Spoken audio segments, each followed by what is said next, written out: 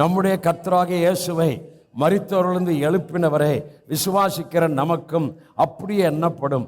அவர் நம்முடைய பாவங்களுக்காக ஒப்பு கொடுக்கப்பட்டும் நாம் நீதிமான்கள் ஆக்கப்படுவதற்காக.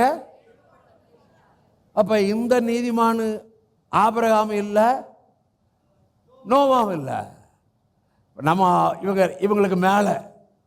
அதனால தான் எபிரேயர் 11 கடைசியில் அவர்கள் நம்மை அல்லாமல் என்ன ஆகாதபடிக்கு பெரிய விசுவாசத்தின் பட்டியல் வருது.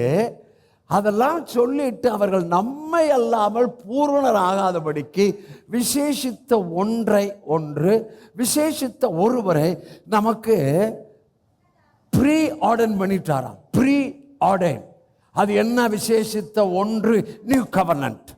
விசேஷித்த ஒருவர் இயேசு கிறிஸ்து. ஹல்லேலூயா. ஆகாஷி